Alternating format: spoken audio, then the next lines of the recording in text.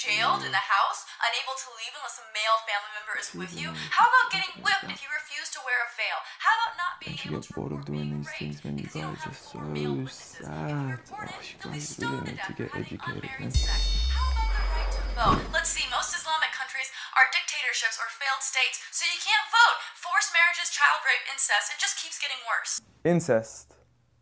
Wow. I'm not sure where you're getting your information from, or if you've possibly mistaken us with somebody else. Why is incest wrong?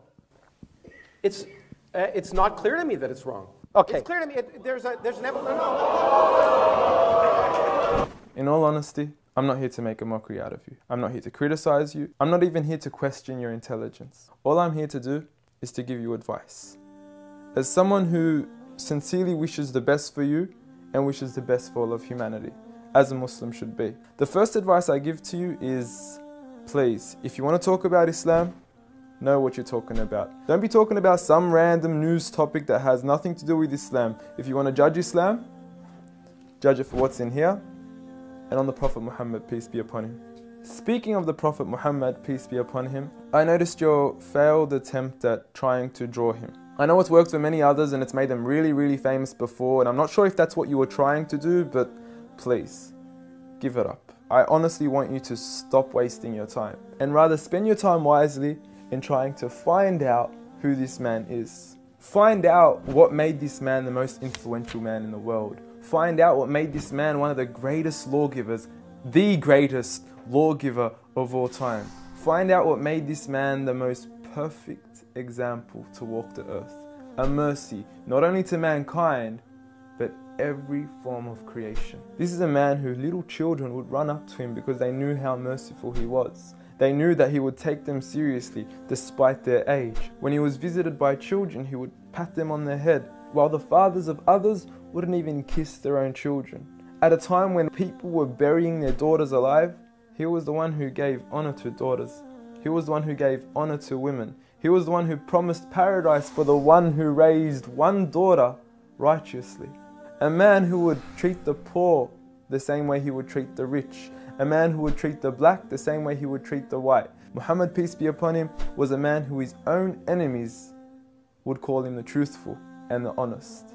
A man when his enemies would look at him in the eye, they would say, this is not the face of a liar. Even to this day, some of his worst enemies have become the most noble of his supporters after realizing that he was a man of truth. Find out why we love him. Find out why some of the companions were ready to die for him. I don't say this lightly, I mean they actually threw themselves at arrows whenever the enemies would try to assassinate Muhammad, peace be upon him. I ask you to read into the story of a companion by the name of Khubayb, may God be pleased with him, when he was crucified and tortured.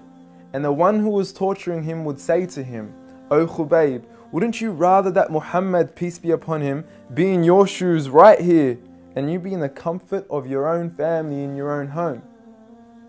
He responded by saying, "I would rather be here and die than to see a thorn prick the foot of Muhammad, peace be upon him." I want you to ask yourself, why are there 1.7 billion people today all across the world that are eager to implement the way he lived to the absolute core? From the way we enter the bathroom, to the way we would govern an entire country, to the way we dress, to the way we eat, to the way we even sleep on our right side.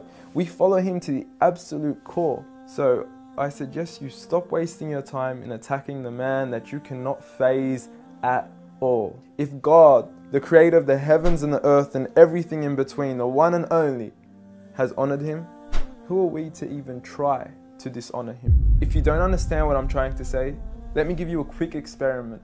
What I want you to do is to walk outside tonight, look at the brightness of the moon, and go ahead and spit at it.